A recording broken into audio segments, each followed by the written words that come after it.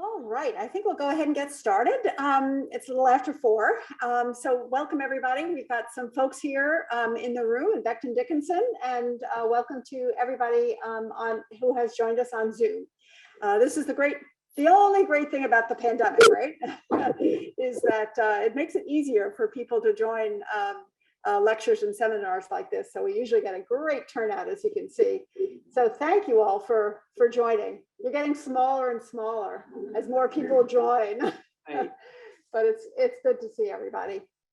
I'd like to please ask our Zoom participants to turn their mute buttons on during the presentation so we don't get any feedback.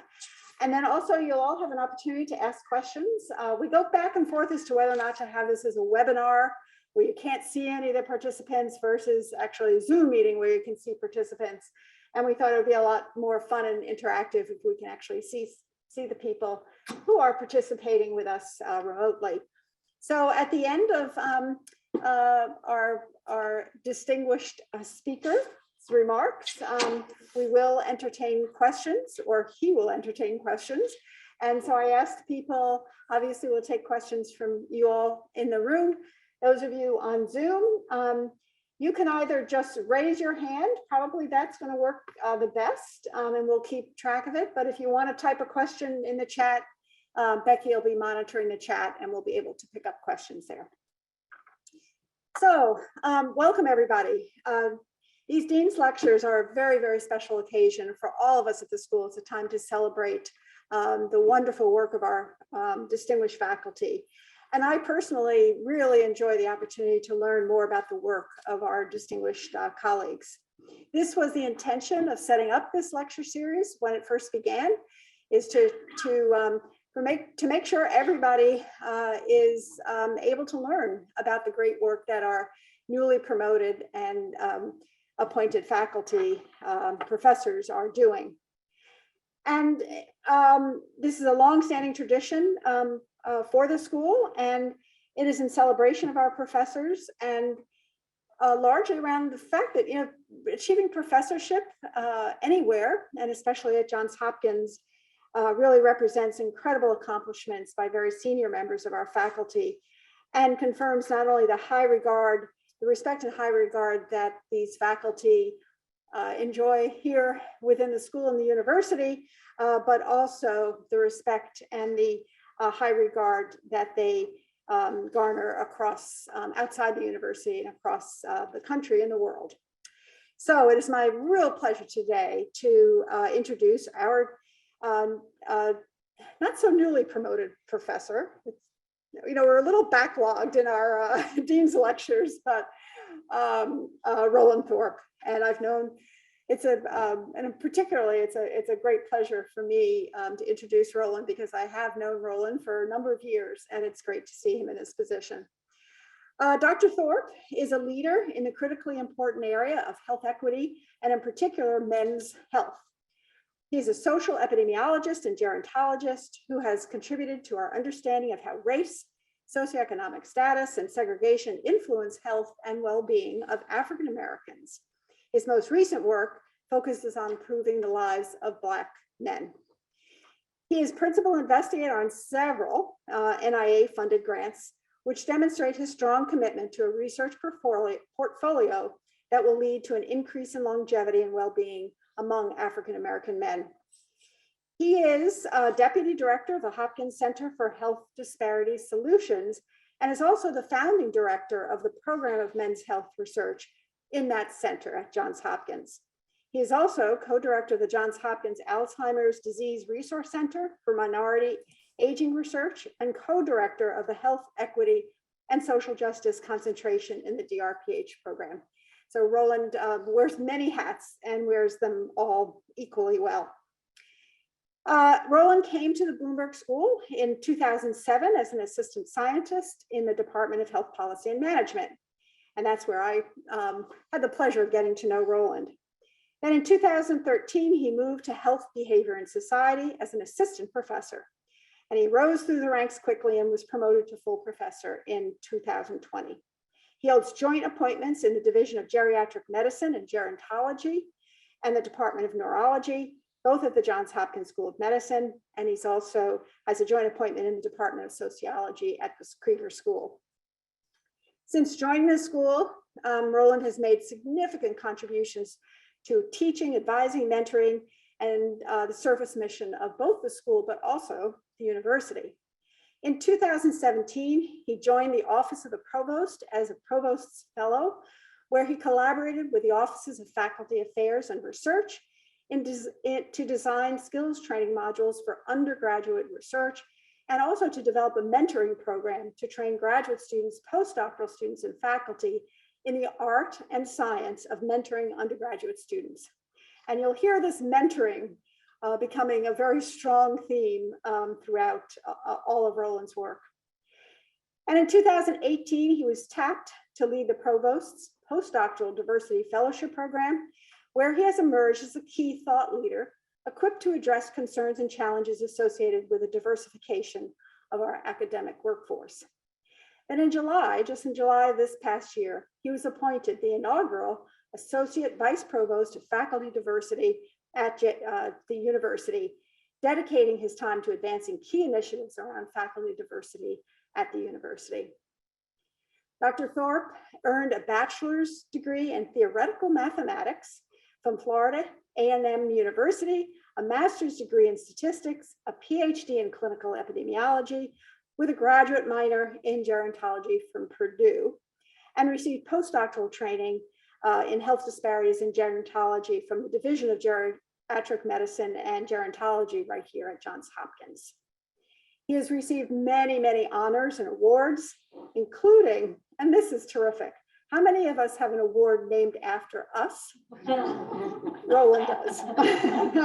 So he was the inaugural recipient of the Roland J. Thorpe Jr. Mentoring Award from NHLBI, a huge distinction, just wonderful. He also in 2020, he received the Minority Issues in Gerontology Outstanding Mentorship Award. And in 2020, he also received the School of Public Health Dean's Award for distinction in faculty mentoring.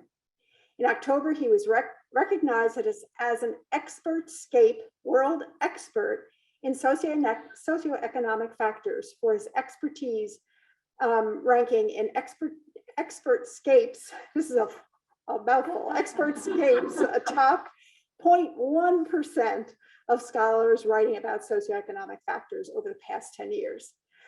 It is a true a pleasure to introduce Dr. Thorpe, and we are so very, very lucky to have him here at the university. And I see colleagues from the university joining us, and it just signifies how much Roland has touched not just the School of Public Health, but the School of Nursing and the university writ large. So it's a huge pleasure, Roland. Thank you for being here, and we look forward to your remarks. Thank you.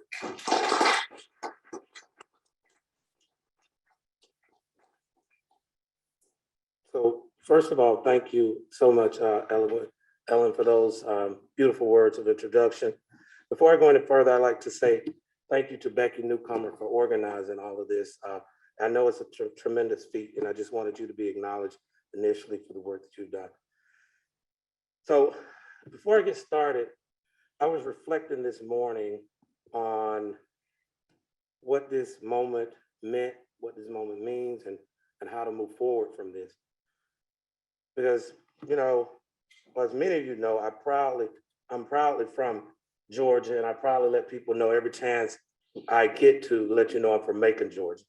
Born and raised in Macon, Georgia, which is often referred to as the heart of Georgia. As you can see, it's in the center of the state.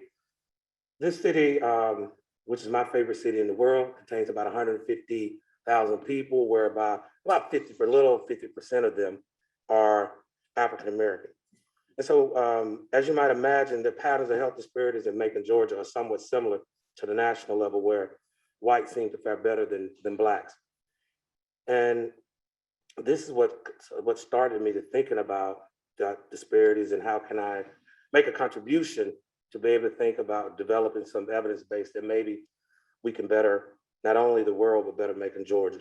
So for most people outside of Georgia, they don't know about Macon because we often get overlooked because of the city slickers in Atlanta or the Riverwalk in Savannah or the military town in Columbus, Georgia. All that's important. But you know what? We got one thing that nobody else in those cities have. We have the most beautiful cherry blossoms in the world. In fact, this city, in fact, we do invite you, I invite you to come down in March to the International Cherry Blossom Festival. It's about 10 days of absolute fun. So if you don't have anything to do in March of next year and Omicron isn't running rampant and we could travel a little bit better, I invite you to come down to the International City, the Cherry Blossom Festival. I'd like to take this moment though, while this slide is up, and I'd like to pay tribute to my ancestors, my grandparents, and my parents who paved the way for me, and my sister, my sister still plays a major role in my life. I'm the baby brother. She calls me the big baby brother for obvious reasons. I'm a little taller than her, I'm a little wider than her. So, but you see, today is really bittersweet for me because if there's one regret I got in life is that none of my parents or grandparents are here physically to witness this. But as Janice Bowie, Dr. Janice Bowie, as Cheryl Mill, on several occasions, they're up high looking down. And so I dedicate this talk to them. And I would like to share, before I start, I'd like to share this poem that reflects my upbringing. And these words, I hear them resonating from not only my grandparents, but from a lot of other women that have been crucial to my life that I'll talk about later in it. And it goes as follows. Well, son, I tell you, life for me ain't been no crystal stair. It's had tacks in it and splinters and boards torn up and places with no carpet on the floor, bare. But all the time, I've been a climbing on and reaching landings and turning corners and sometimes going in the dark where there ain't been no light. So boy, don't you turn back. Don't you sit down on the steps because you find it kind of hard. Don't you fall now, for I'm still going, honey. I'm still climbing, and life for me ain't been no crystal stair. Those words resonate my upbringing and resonate with me, the tenacity that's been instilled in me by my grandparents and my parents, and even from my sister who's still here with me today. And I just want to dedicate this talk to all of them because I love them so much. So when I end this talk, in my remaining time in my remarks, I want to briefly go over my entire program of research. And then what I want to do is I'm going to describe my journey to developing this whole idea around studying Black men's health. I want you to just take the journey with me today. And then I'm going to close out. I'm going to tell you about a project that I'm working on. Then I'm going to close out with some lessons that I learned. So my entire program of research basically looks at race differences and SES differences and functional health outcomes in mid to late life. I started this program of research during my postdoctoral fellowship, and today my research program has expanded into 3 broad areas. The first one is race and SES. I try to disentangle, is it race or SES, or is it race and SES that produce these disparities? Try to understand that. And then another bucket, I look at the place, namely segregation, and see how segregation impacts the health and well-being, particularly among African Americans. And then the final bucket, what I'll talk about today, the final bucket is this idea of men's health and how did I get into men's health and how did I get into Black men's health? So that's what I want to do for my remaining time. Now here's a picture, and yes, I know for all the academicians, I know the data is old, it stops at 2006. But the point I want to make with this chart was the chart that got me interested into Black men's health. In 2011, I was given a lecture in the undergraduate course on cultural factors for public health. And what struck me was when we look at this graph, the gold line, the solid gold line, is the line for Black men. And this is the life expectancies from 1900. So ever since this data was collected. And as you can see, strikingly from here, the Black men have had the lowest life expectancy ever since these data has been collected. And so the question really becomes, for me, why? I thought this was a quirk in the data. So as we always do as scientists, I went to the literature to see what I could find. I didn't find much. Then I went to my colleague, public health informaticist, to make sure I wasn't missing anything. I missed maybe 2 or 3 things. And then afterwards, I had a conversation with Dr. Thomas Levis. And I asked him, I said, you know, I see this discrepancy, and I'm really bothered because we see here, ever since 1900, Black men had the lower life expectancy, but there's no understanding as to why. And he said, yes, you're right. And I said, is anybody working on this or trying to understand this? He said, not too many people that I know. And so I said, well, you know, I want to turn my attention and I want to dedicate the next couple of years to see if I can try to understand why this relationship exists. And then he said, okay. And I asked him about a month or 2 later, I said, hey, can I I'd like to establish a program for research men's health in the center. And he said in the Bloomberg fashion, sure, you just got to raise the money. You could do it, you just got to raise the money. I said, well, okay, at that time I was young and naive. I said, oh, that's not going to be too difficult to do. But as I was going through, I learned that not only was it difficult, but it was fun as I went through to think about fundraising, because I'm very passionate about this area. So I did develop the program for research on men's health, and our mission is broad, but it's set to be comprehensive. Its goal is to create, disseminate knowledge that advance research training, practice, and policy to want to reduce these disparities in men's health and want to optimize health and quality across the life course. I've been fortunate enough to be funded by a number of different funding agencies to keep the program for research on men's health going forward. One of the key things that we do in the men's program for research on men's health, we have this organizing framework. And the organizing framework we use is the very familiar framework from NIMHD. And I use this because this framework affords us the opportunity to think beyond just doing silo research, because as individuals in life, we're constrained by our individual choices are constrained by our environments and our lived experiences. And so to look at things in a silo way would be, at this stage in our career, would be somewhat egregious. So I use this to think about how these things work together synergistically to produce health and well-being, or to identify risk factors for health and well-being for Black men. So we use this framework and guides our work in the program.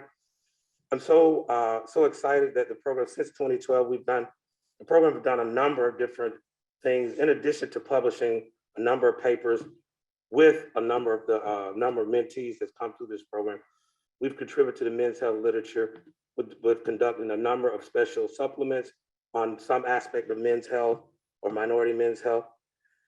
In addition to doing this, we've also contributed to men's health by doing reports for foundations.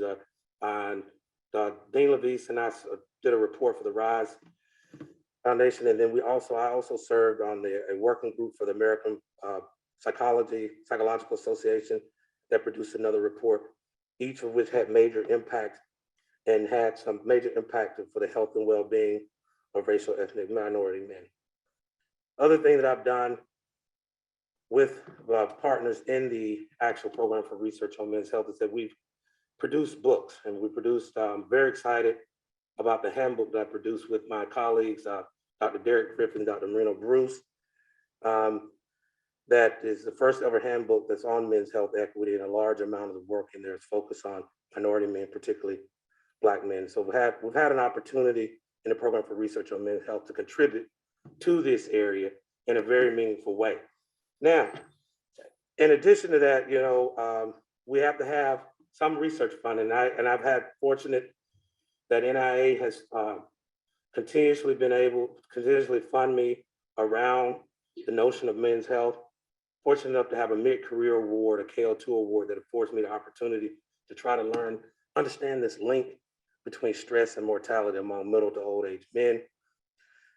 Myself and the people in the research lab were working on this. And in addition to this, with my mentoring hat on, as you can see, I've had at least two more supplements from this KO2 to work with other scholars who are interested in coming into aging research.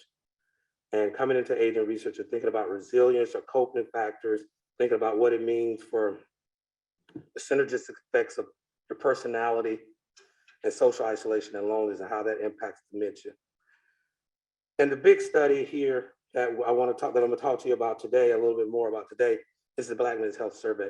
And this study has been funded by the U54 that funds the Hopkins Center for Health Disparity Solution. So this is just a smattering of studies. We have a number of other studies, and I'm more than happy to talk about these in the question and answer, but due to time constraints, I want to move forward and talk about the Black Men's Health Survey. Before I start that, I'm not sure how many people know this book, The Invisible Man by Ralph Ellison. And I would like to take a moment to conceptualize Black men's health as a social problem. See, oftentimes it's just conceptualized as a public health problem, biomedical, but I think it's important to socialize it as a social problem and understand the history and the context. So a context of for which Black men have lived in the United States for a number of years. I was first introduced to this book as an undergraduate at Florida A&M in the mid-90s. This book was published in 1952, and in this book, Ralph Ellison tells a story about a young Black man who's struggling to survive and to succeed in a racially divided country that refuses to see him as a human being. And I submit to you that Black men are still struggling to survive today in society. Case in point, if you remember all the police killings from unarmed Black men, I think that what Ralph Ellison was talking about then still is relevant today. But I think we need to think about, when we think about particularly Black men, we need to think about it as a social problem as well as a public health problem, because thinking about it as only a public health problem misses, in my opinion, the large and gross lived experience that's often omitted. And so I think that we should continue to keep this at the forefront of our mind. Now, at least when you're doing research, I've always said you got to have some motivation, right? Because there are going to be good days and there are going to be bad days. If you ever talk to a researcher and they tell you they've always had good days, you need to walk away. There are good days and there are bad days in this business. Things don't often go the way you expect them to go. There's a number of decisions that certainly have to be made. And so this quote is my motivation for the good days and for the bad days. I'm not going to read the whole quote to you, but I do like to read the sentence that's really the marquee motivation for me. It says, "I'm invisible, understand simply because people refuse to see me." And when we think about that, I'll talk about some of the public health problems with it, but think about navigating in the world and knowing that you have a horrific health profile, but there's lack of infrastructure at a number of levels to monitor the health and well-being of a group when there are other groups that are getting infrastructure. And then it just seems there's a contradiction in how we allocated resources over the years on a number of different levels. But turning to Black men's health as a public health standpoint, earlier I showed you the life expectancy and it stopped at 2006, but that life expectancy has not changed, although the life expectancy of Black men today is 72 years, life expectancy of white men, 76 years. We're still 4 years, there's still a 4-year gap. In addition to this short life expectancy, Black men tend to have disproportionately higher levels of illness, chronic disease, and premature mortality. Just as a side note, many Black men die and pay into the Social Security system and never get a dime out of it. I'm gonna pause to let that resonate with you for a moment. Ed Bradley died, and Ed Bradley was the Black guy on 60 Minutes. He died, and I think he got one check, and paid into the system all his life. Just think about that. And so this population also, Black men also, they're more likely to get sicker and die earlier than any other group. There are a number of reasons why this may be the case, largely medical mistrust with the health system, then also the health system not being, I believe, being prepared to deal with Black men as they come into the system. And so, notwithstanding all this information, I sought to try to understand this big question as to why. And so as I started to delve into the literature to better understand why Black men live sicker and die younger than other race groups, I found that there were 4 key reasons. And so our efforts to improve the health and well-being of Black men using national survey data has been limited, in these 4 ways. The first way is not many national studies include a sufficient number of Black men in research studies.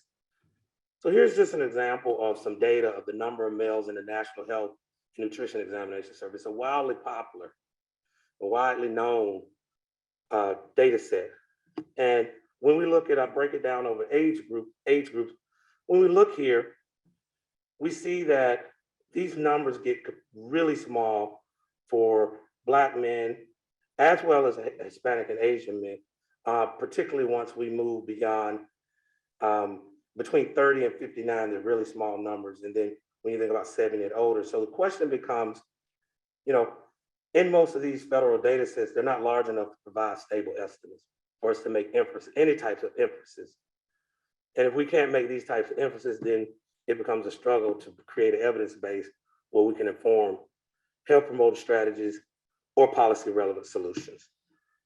So the other way to think about this is that, we need more national data that's really powered to examine the unique patterns of health among racial ethnic groups for boys and men, particularly Black men. And this is really important because we've seen this in the recent COVID trials, the vaccination trial. They have a small number of Black men in clinical research. The generalizability of the studies remain in question. And as a result of that generalizability remaining in question, it could result in inappropriate treatment guidelines, policies that help promote strategies for Black men. So we want to think about we want to make sure we can recruit a sufficient number of men to participate in our research studies. Now, the next limitation that I found in the literature is that the failure to use a life course approach to better understand Black men's health. Now, using a life course perspective, the reason why I think it's important, because it provides us an opportunity to do a couple things. One, we could access the impact of timing and duration of key experiences early in the life course. And we know that earlier exposure to different things have impacts later, health impacts, and later in life. And so when we think about these studies that begin at, particularly in age cohort studies that begin at 65, they're oftentimes left censored. You have these debilitating conditions that are not accounted for. And I always say, and I say this in different forms, people just don't show up at 65 and start falling apart. It just doesn't happen that way. What happens is there's these life experiences that you endure over time, and it's accumulation of the life experiences, and it's that impact that really has this occurring, the impact of those experiences accumulating over the life course that has these effects later in life. But oftentimes in research, we don't measure those. And if we do measure early life experiences, we ask you to think back for a number of years, and then we could suffer from recall bias or prompt some type of post-traumatic distress. And so we want to think about this life course approach when we're thinking about what it takes to be able to move forward with research for Black men's health. Now, the other challenge is a challenge that includes environmental, social, cultural behavior, and biological variables in it to understand how they operate together to have an impact. I go back to our organizing framework for us to think about not only across our different levels of influence, domains of influence, across the biological, behavioral, physical and built environment, and social cultural environment. How do they operate across your individual, interpersonal, community, and societal? And this is very important when we think about, particularly when we're thinking about the health and well-being of Black men, because there are a number of things that happen, the policies that have happened in society that have constrained the choices that impact health of Black men in late life. And we want to be able to think through that. And this framework helps me and my team when we're thinking about hypotheses and thinking about research questions, helps us think to move beyond just the small siloed approach to think about how things may operate together to advance our understanding of Black men's health. And finally, the last one, perhaps to me, is probably perhaps the greatest limitation for understanding Black men's health is the national data failed to have these psychosocial variables that we know from the literature that impact along the way these resilience and risk factors that have been shown to impact Black men's health.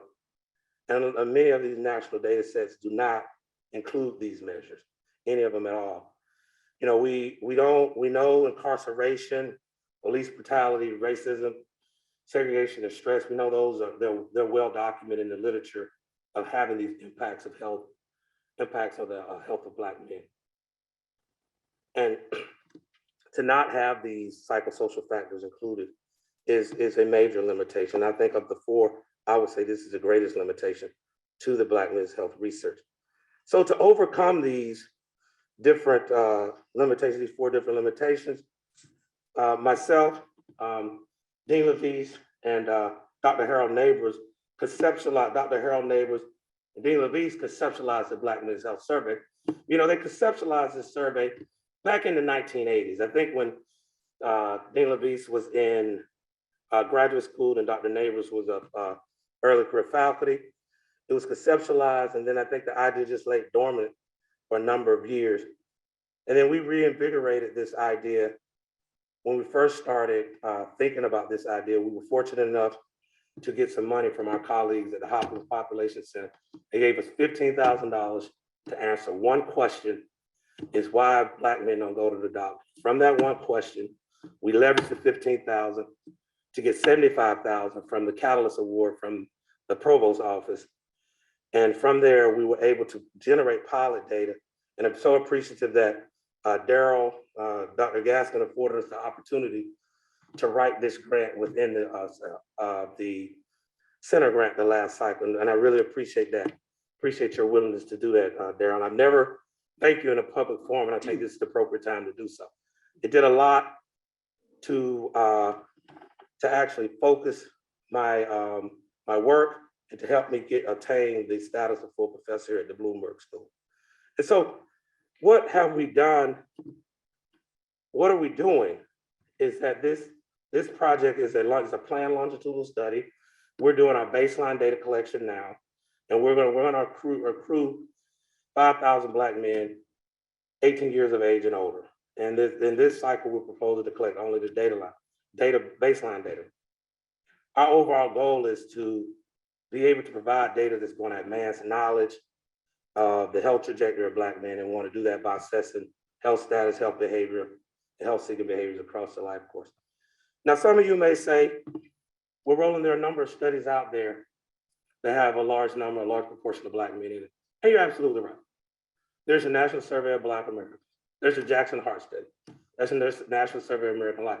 But none of those studies focus exclusively on the unique needs of Black men. And this study does that. In fact, we got money from the Innovation Fund here at the Bloomberg School to actually go talk to men to help us develop the survey that is now being fielded. So this study is truly a study where we engage Black men Black men in the field to help us think about what the survey should look like. And we're very fortunate to all of the research participants. Our specific aims are as follows. We purposely selected 3 different outcomes based on our strengths. Depressive, we wanted to see psychosocial and behavior factors. Are they associated with depressive symptoms? Are they associated with cardiovascular risk? And I know my longtime mentor, Dr. Simonson, will be happy to see that we're starting earlier in the life course to think about physical functioning.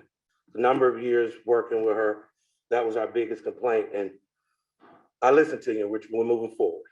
So now, one of the unique aspects of this study is that we found out, as I showed you earlier, that the method of recruiting Black men using this multi-stage method, which the national survey, the national examination, health and examination survey used, was not working properly. So it wasn't achieving the goal. You saw the low numbers. So what we decided to do is to take a different approach to recruitment of Black men. And we're using a quota sampling technique. And this is a non-probability sampling technique that involves the way you select people into different groups, if you will, various groups of the population, with the goal of having a national representative sample. So what we've done here is we have our different groups. We have a region of the country, we have education, and we have age. And we went to the American Community Survey to get the percentage of people in each one of these areas around the country based on the 2018 5-year estimates. And so here, we're recruiting Black men in these different groups. And the goal is then to test to see if this recruitment sampling method is equivalent to the sampling method that the National Health and Nutrition Examination Survey does. And we will test that by seeing if our prevalences are somewhere equal. And obviously the numbers are going to be larger. We have 3 outcome measures.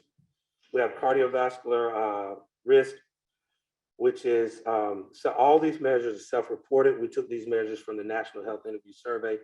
National Health Interview Survey is the survey by which we get our report card on our health every year for the country. This data is collected and analyzed, and then it's reported to Congress on what our health will be. So we use those same questions from there. But the uniqueness is that with our independent measures, we use different psychosocial measures that hadn't been used earlier on in studies.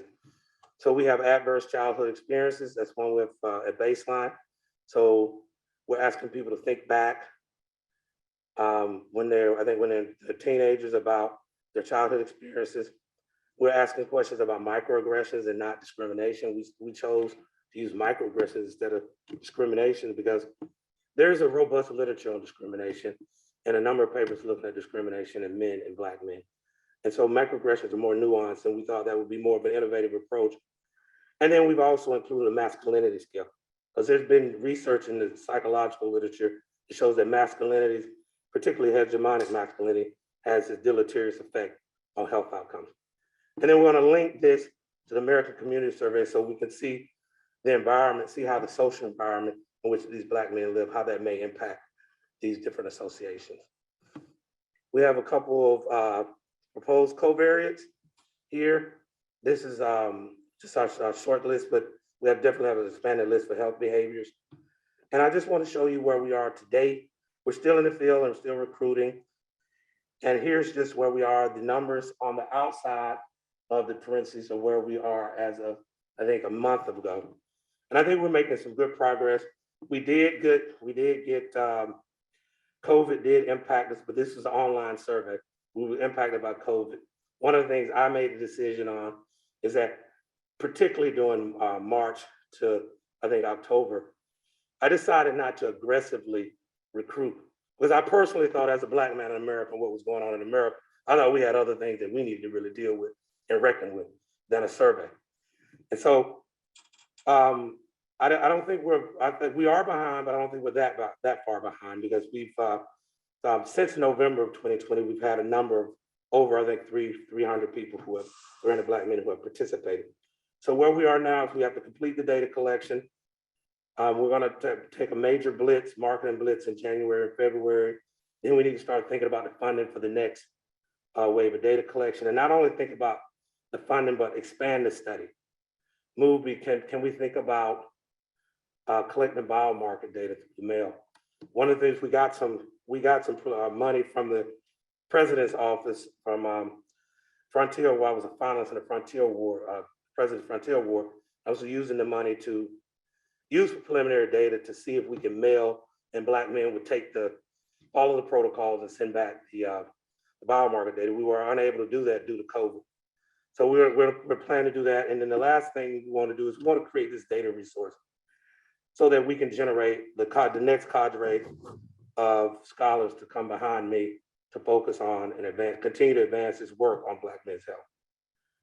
So I want to turn attention to just really some practical policy level solutions I think we can do to advance the research on Black men's health. So I believe there should be more support for research, not only research and programs that focus on Black men's health and Black men's health and social determinants of health. We should establish some research advocacy and policy partnerships across public and private sectors. Oftentimes, when we think about it, we work within one sector, and we know that working across sectors is a very efficient and concise way of not only advancing the research, but also advancing the research and linking it to policies to get in the help that many groups need. And finally, I think we need to create an office of boys and men's health at the federal level. We have an office of women's health at the federal level, and we don't have an office of men's health. And I think that having that will afford us the opportunity to have an infrastructure in place that a public health infrastructure and a training infrastructure for addressing men's health. Not to say that we need to get rid of the office of women's health. I think we need them both. And I think we conceptualize men of color as a part of the family structure and a part of society. And so I want to take my last 5 minutes to just talk about some key lessons, what I learned on my journey. I want to start with the first lesson around mentorship. What I've learned about mentorship is that you have some mentors that are in your life for a specific time. You have some mentors in your life forever. And I like to say that mentors are there to push you. No matter how uncomfortable you get, you should push. They see something in you that you don't see in yourself. And if your mentor only tell you you're good, you need to get rid of that person, because they're simply not doing their job. And I honestly have to say that I'm so blessed for all of my mentors who have pushed me, made me feel uncomfortable, and more importantly, make sure that whatever goal I asked them to help me achieve, they did help me achieve that. And I'm just really, I couldn't be here today without that level of mentorship. The other thing I learned is that paying it forward is really important, particularly to create this more diverse workforce. And as Dean McKenzie said earlier, she listed all these things that I do. And I do these because I have this insatiable desire to make sure tomorrow's workforce is more diverse than when I engaged. And I'm forever thankful for all the people, the Provost office, Vice Provost Andrew Douglas and Katrina Caldwell, Provost Sunil Kumar, for allowing me, taking a chance on a guy, and with leadership, and George Reebok, and Daryl Gaskin, and Keisha Pollock for working with me, and Janice Bowie for working with me in the center, Hopkins Center for Health Disparity Solution, and Janice for allowing me to co-lead this Health Equity and Social Justice concentration for the DRPH program. I think each of you saw something in me that I didn't see in myself, and I really and truly appreciate that. And I never like to leave, particularly in presentations like this, I never like to leave without this slide. And I think this slide is very appropriate for me where I am in my career now. I'm sitting at the corner of happiness and success. That's where I'm sitting now, and I'm having the time of my life. And I just tell you, success is not the key to happiness. I see it the other way around. Happiness is the key to success. And I truly believe if you love what you're doing, you'll be successful. And I really do love what I'm doing. And I wouldn't be anywhere else than where I am now, doing what I am doing. And I'm really, really appreciative of all the support that I've had. Before I take questions, I couldn't close out without giving some acknowledgements. Earlier, I talked about my grandparents. I talked about my grandparents, and I'm so grateful for them, and my parents, grateful for them. I want to shout out my sister. She's been there with me when the grants didn't go right. She didn't understand the mechanism, but she listened, and I really appreciate that. I want to shout out Heale. She's been my partner for a while, and she's heard probably more about mechanisms, learned about grant mechanisms than my sister, and I really appreciate her support. I'm not going to go through all these, my different colleagues at different places, But I do want to say that I've grown up in the division of geriatric medicine and gerontology, and I want to say it's been an absolute pleasure to work with them and continue to work with them. And I have to say thank you to National Institute on Aging Intramural Program. I first got here, Dr. Eleanor Simasic introduced me to her colleagues at the intramural program. They took me in and they helped mold me and develop my thinking. I'm so appreciative for that. And Eleanor, thank you for that. And I think a number of my mentors that are on this list, I'm not going to go through all of them, but I just need to say that I would be remiss if I didn't say a big thank you for Judy Casper. She's no longer with us, but Judy Casper was the reason.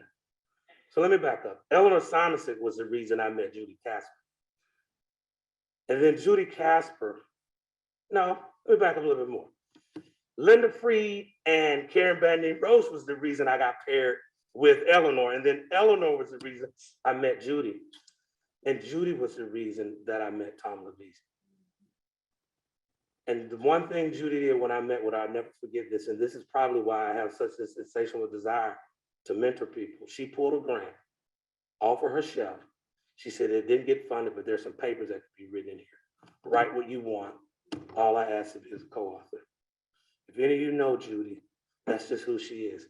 And I miss her so much today. And I just wanted to make sure I acknowledge Judy for this and all the work that she's done to help scholars along the way.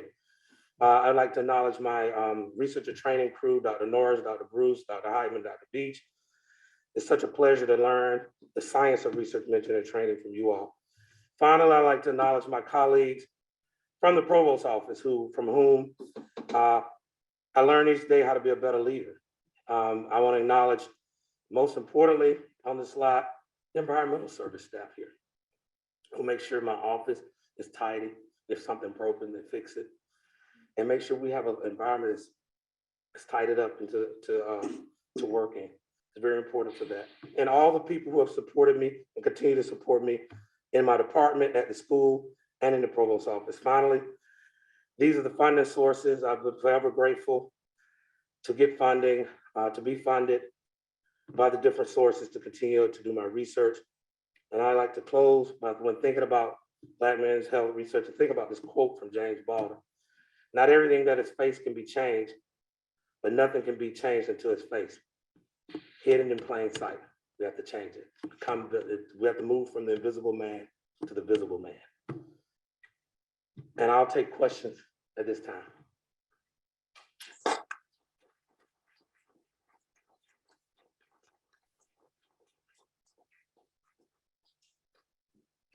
I don't know if there is any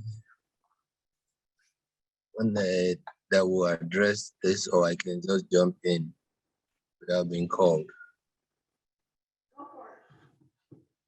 Please ask your question. Okay. No, just briefly, thank you for this presentation, but briefly, can you talk on what Henryism has to do with the key determinant factors that affect Black men's health?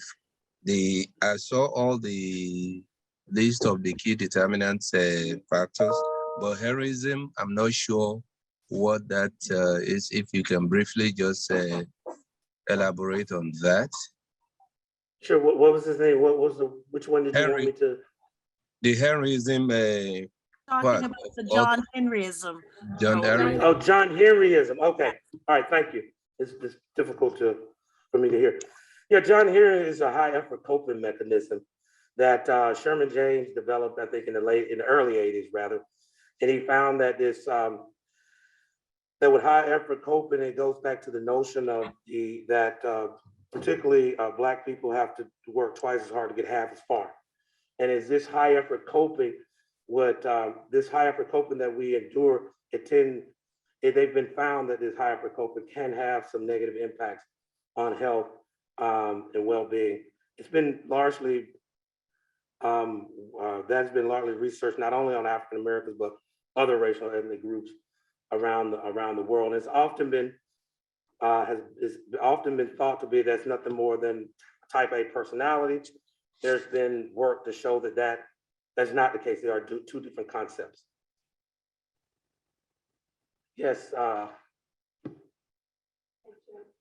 Pedro, please. Thank you so much for a great presentation, Dr. Thorpe, and for everything you do, quite frankly.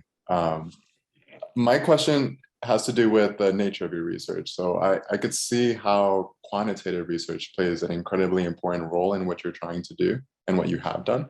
I was wondering if you could please comment on how qualitative research has played a role in your journey, and perhaps even elaborating on how some of the strengths or challenges you see when it comes to using qualitative research to build trust in the Black community with healthcare and scientists, et cetera. Yeah, sure. So first of all, thank you for the question and thank you for the compliment.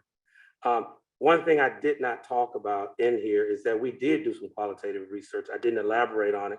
Early on, that was the work that was funded by the Hopkins Population Center.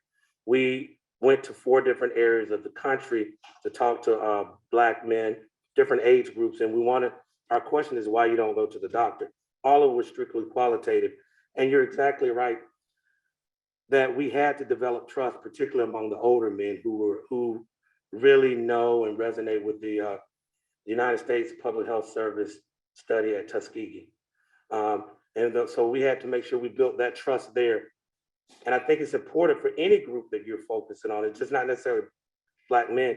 You have to build trust and build a relationship with them in order for you to do some of this type of research. Because understanding that when you're studying particularly racial ethnic groups, there are lived experiences that have to be taken into account in addition to the historical context in which people operated. And just looking at doing a survey is important, but if you can delve deep and understand what does that number really mean in the context of lived experiences, I think it's very powerful.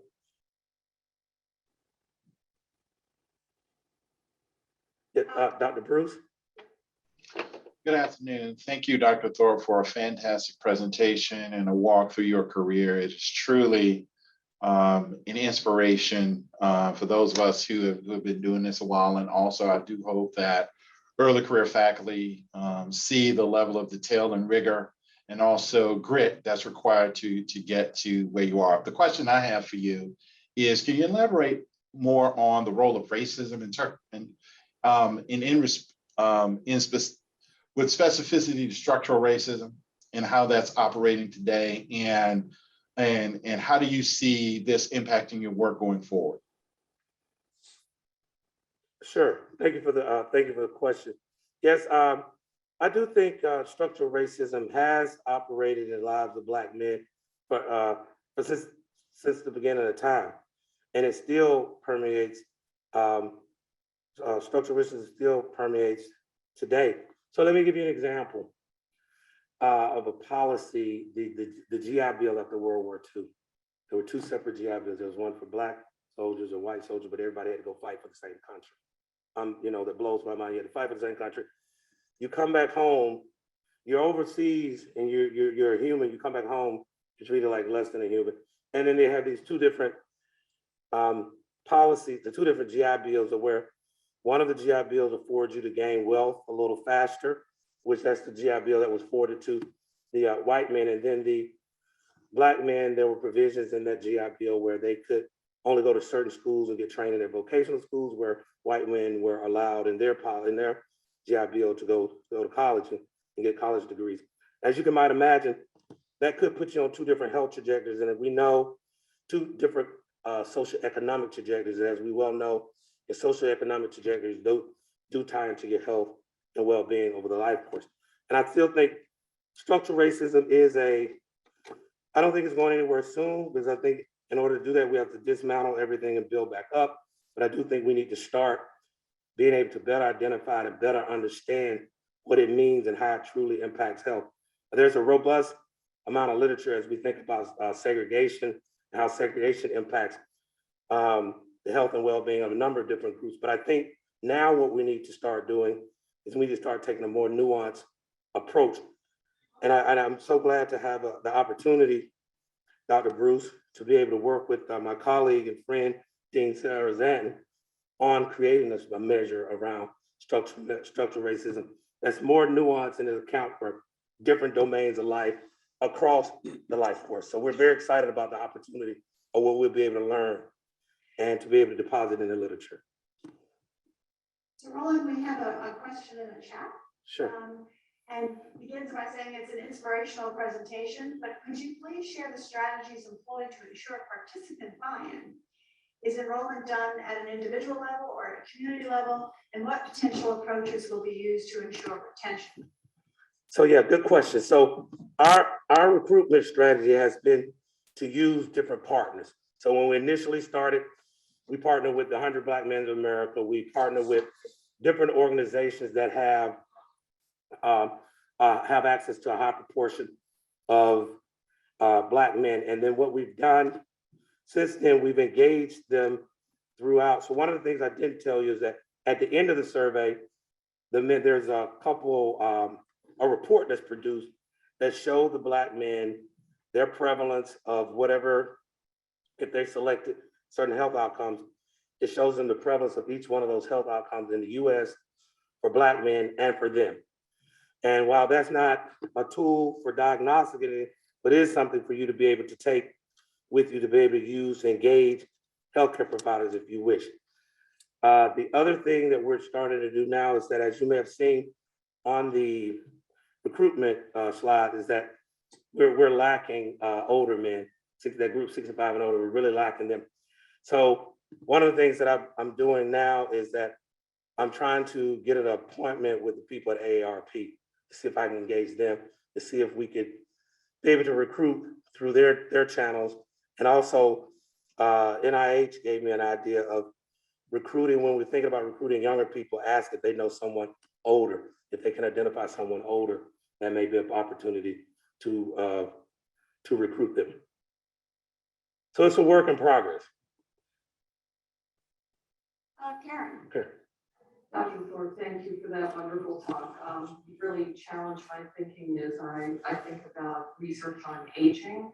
And so I have a two-part question, which has to do with how do we perform research that can be most immediately impactful to healthy aging in older men? You know, so would love to start at the beginning of the life course, but that will take too long. On the other hand, if we just rely on our typical aging data sets, 65 and older, there's too many Black men who never make it into the studies because they're gone already. And so, what would you, at a high level, identifies the priorities for how we need to shift our thinking for doing impactful research on aging that has an immediate opportunity to impact Black men? And then the second part of the question is whether the distribution of health outcomes over the life course might inform that thinking. The idea, for instance, that the survival curve probably isn't just shifted, it probably has a very different shape for Black men than for white men, I would guess. Thank you. Yes, thank you so much for the question. So at a high level, I think what we need to do is this is an area that I'm excited about. So if anybody want to research topic, you certainly have. I think starting out with emerging adults early on, because we understand that there are a lot of things, particularly early in the life course, that impact the aging process, right? And it sets that aging process on a different trajectory. I think the early emerging adults is one area.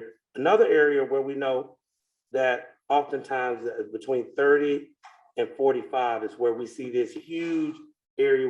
If you were to map out disparities by age, you see this huge discrepancy in different health outcomes between Blacks and whites across there. And that may be a place where you want to start to target when we're thinking about aging and aging processes. Because I can imagine when we're thinking about frailty, for an example, right? Just thinking about frailty, for an example, I can imagine that if we were to look, I would be willing to bet that there would be some Black men earlier than the age of 65 who meet the phenotype of frailty that's been developed here by you and other colleagues. I think they're definitely studying earlier in the life course. And then your second question, with regard to your second question, is to be able to, was it to think about moving the survival curve? No, I'm wondering whether there are hints Yes, in the distribution as opposed to only like life expectancy, as opposed to only the mean as to where optimal intervention points. oh, absolutely. Might be. I do believe that's the case. But one of the things you got to think about early on in life is that it's unfortunate.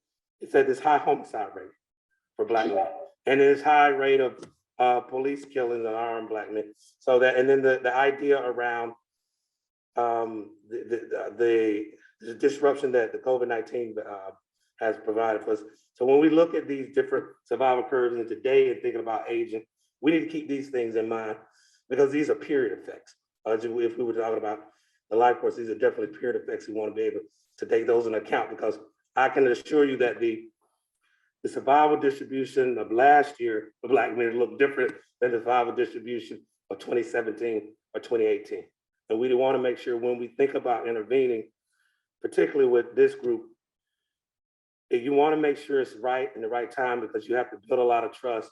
And again, because if it goes wrong, it's very hard to build that trust up again in this group, particularly historically when we think about the United States Public Health Service study at Tuskegee.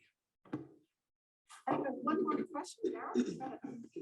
So Roland, first of all, I just want to say thank you for just a really wonderful presentation, and it was just such an inspiration, and really appreciate your passion around this issue with regard to Black men's health. I want to ask you to talk a little bit about, you expend a lot of efforts of paying it forward, and you're one of the few people I know have such a robust mentoring group of folks who you bring along, as well as have such a very impressive research enterprise. And could you just talk a little bit about how you sort of integrate those two lives? Some people sort of choose the mentoring and let their research life. Some people choose the research, they don't invest too much. But you seem to have found the sweet spot to do that and do it very well. Thank you so much for the question, Darryl, and the comment. What I've done is, as I stated earlier, my program of research is in 3 buckets. I showed you just the Black men's health portion of it, but what I've done now is what I try to do is that, particularly when I'm working with early career faculty or doctoral students or even undergraduates at the point is that try to find a place where we both intersect, right? And we find that place of intersection. Then after finding that place of intersection, we start moving forward on the research. I've been fortunate enough to be able to attract people to work with me that have some type of interest in one of those 3 areas. And I think that's it. For me, it happened organically. I never thought about it until you just asked this question, but that is how it's happened for me, very, very organically, so that it has always been a natural fit. So I sit and I may ask someone, so what is it that you're interested in? And it inevitably was one of the 3 things that I'm working on. If not, I make sure that I reach out to other scholars to make sure that the person gets what they need. I never want to bring someone along and not be able to contribute the way in which people poured into me. So, you know, I know for sure I wouldn't be where I am if it wasn't for a couple people in this room. You know, a couple people, you know, I was hard-headed. You know, I'm not, she knows I was hard-headed. She dealt with the hard-headedness. We worked through it. And I think I learned from that. And I'm just so appreciative of the mentoring that I got. And I pay it forward for that when I treat people how I want to be, how I want to be treated. And I think that's the other part of it. And knowing that we can learn from one another, you know, I think it's very important. And just to say, hey, we're colleagues in this. Let's move this forward, move this science forward, and being able to create a space where scholars, and for me, a lot of my scholars of color, being able to create a safe space for them to come in and talk about if you think you're having imposter thoughts, which most of the time you don't. It's just that you just don't know how to do something and you need some help doing it. And to be able to be in a space where you feel comfortable saying that and not have to worry about any blowback or anybody saying anything negative. I think those are the types of spaces and supports that I provide for them. Support being not just financial support, but the other social and emotional support that is needed for people in this research enterprise. If you don't know, Daryl, the research enterprise will eat you up if you don't know. So you have to be very astute to that and be very ready for that. So I think that's what I've been doing over the years. And I've been fortunate enough to that every year people reach out to me to say, hey, can we meet? Can we talk? And to see if there's a place for us to work together. And I'm so appreciative of that. And that is where I sit at the corner of happiness and success. To be able to have the ability to leave this place in a better place than I found it. And just to let Macon, Georgia know, and hopefully that I'm making them proud. Well, I can't think of a better place to end this wonderful hour with you, Roland.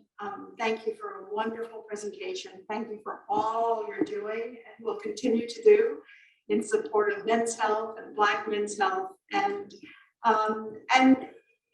very importantly, thank you for all you are doing to give back and pay it forward, and the support you have given so many students and so many young faculty. You are a jewel here at the school and the university. So thanks for everything. And congratulations, a little belated congratulations. Thanks. Thank you so much.